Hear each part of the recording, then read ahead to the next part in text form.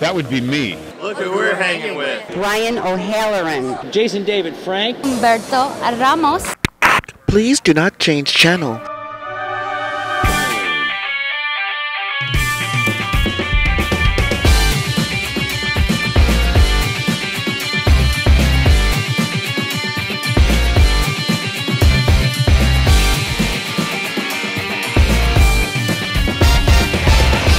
All right, welcome back. Thanks for logging on and tuning in. If you haven't already, hit that like button and subscribe. That way you can keep coming back over and over to hang with us and our wonderfully talented and creative guests in the arts and entertainment world. I'm Allison Murray, and right now we are at the Aries Station Bar and Grill in Fort Plain, New York, and we're hanging with musician, songstress Karen Caruso. Thank you so much for hanging with us. Oh, thank you for having me. So Karen, nice to be here. Wow, you've been in the industry for about 20 years or so? Yeah, basically. And you're a family nurse practitioner. Yes. So medical, music, how does that happen? Basically, I'm a classic overachiever, and I'm crazy. I often say, why do you keep doing this to yourself? But I love both things, and it's really hard to give either one of them up. Yeah. So, you know, one is what I do, and the other is what I am. Yeah. You know, music being what I am. So that makes sense. Yeah. Do you come from a musical background? No, basically I started playing clarinet in 3rd grade, and it just was in my blood. By the time I was in 4th grade, I had borrowed almost every instrument and taught myself how to play it. Oh my Which goodness. I was like a child prodigy, you know, but Yes. back then your parents didn't pay attention to those things like they do now. Yeah. So, you know, I that just is thought it was awesome. what everyone did. Yeah. And I taught myself to play guitar in 6th grade, and that's been my favorite instrument since then. Oh, wow. So, you know, I played in church and folk mass for a lot of years, geez. and then when I got old enough to go into bars, that's when I started playing out. So, Oh, cool. Yeah. And you're a singer-songwriter. You're a songwriter. You write your own music, too. yes, that, believe it or not, I only started writing about 3 years ago. I decided if I'm going to be anything in the music industry, I have to write my own music. And so there's a lot of great singers out there. There's not as many great songwriters. So That's true.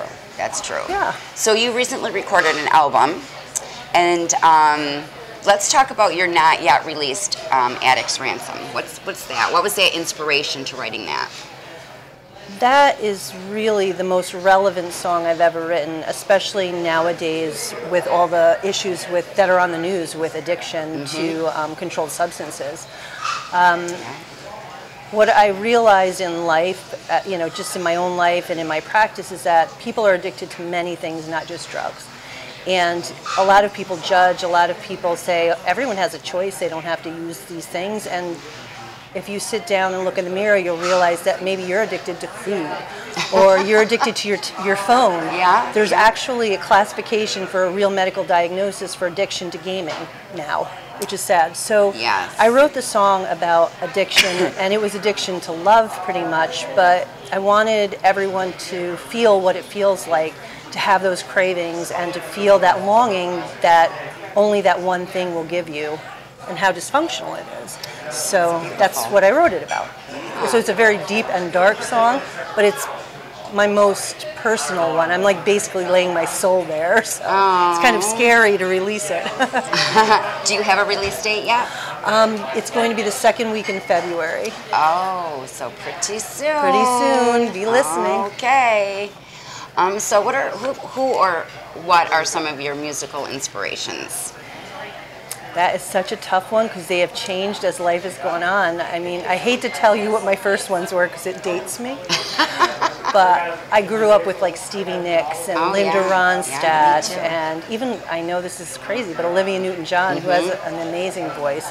And so they like inspired me early. And then as I've gone on, there's all the great singers that are out there now. Carrie Underwoods and all of those people.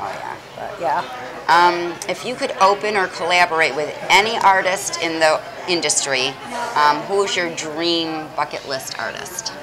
Garth Brooks.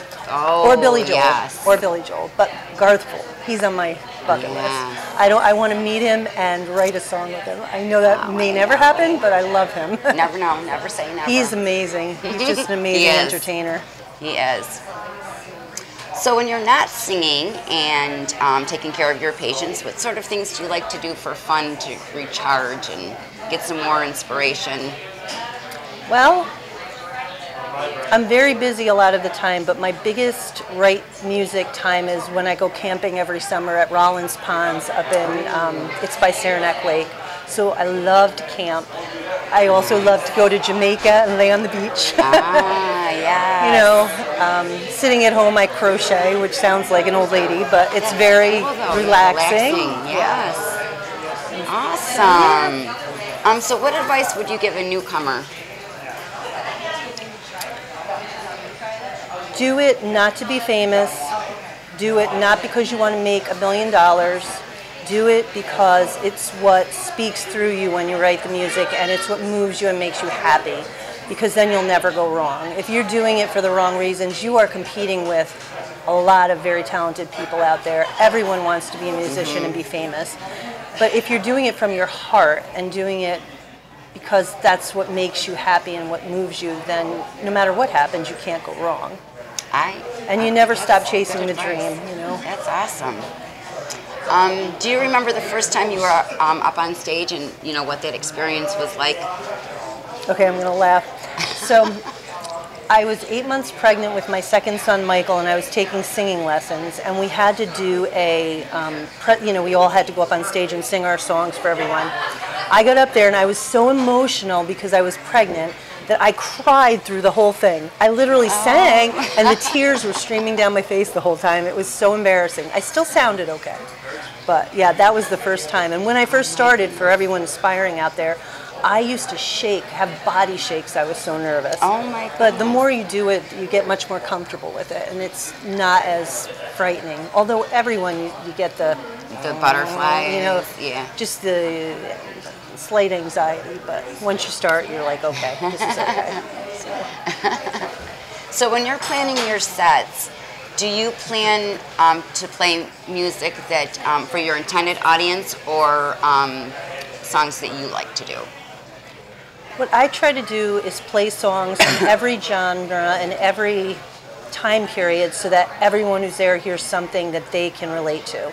I throw in my own songs too, but I try to just play something for everyone. I try to be sensitive when people are eating to try to keep it a little calmer. And then, you know, you go by what the audience is enjoying. I take requests. You know, if I've ever heard it, I'll try it. Doesn't mean it sounds good, but I try it. And you know, you just kind of go with the flow. But I don't even really plan what I'm going to play. I just kind of, well, I feel like playing this. Let's try this now. So. Oh, that's so cool. So what's coming up for you after tonight? And we know you're getting ready for Ransom Attic to be released. Anything else? Doing any more appearances? I will be playing here on Valentine's Day at Erie Station in Fort Plain. Nice. I have a couple gigs coming up in March and May in Ballston Lake. Sometimes I play with my friend Abby Boslett, and we do a little duo thing. We do a lot of modern country and have a lot of fun with that. And then I kind of am playing it by ear because with my nursing schedule, I kind of have to go by what I'm working. So Angela's great, and then anyone who's listening, if you'd like me to come play at your establishment, please contact me. I'm sure that you'll be able to find my contact information. Yes, I was going to say, where can people find you and your music? Well, if you want to listen to the music, your best bet is to go to Reverb Nation, because all of my songs that are released so far are posted there. There's some that are available for free downloads. And so just go to www.reverbnation.com// Caruso Acoustic Music, and you'll find me. My Facebook page, the easiest way is go on Facebook, look up Karen Caruso Acoustic Music, and you'll find me there. On Twitter, I'm at MoonMagic2007. But if you go to Reverb Nation, all the links to my social media are there. So. Beautiful. Do we have time for a game? We like to play games on this show. We're going to play... Oh my gosh. Go Bleep Yourself. Okay, I like this one. Go Bleep Yourself. This is fun. This is kind of a fun game. We just pick a card at random, and then we fill in the bleep. That's it. You read the card, fill in the bleep. Okay, so you read it and I fill it in? Is that how? Or I read it and I fill it in for me. Okay. And then you read it and fill it in for you. You know, okay. you know what I mean? It's Okay. like I'll go first to break the ice. Okay, I So feel go like I'm ahead. on Jimmy Fallon right now. This is cool. Pick a card. Okay. Let's see.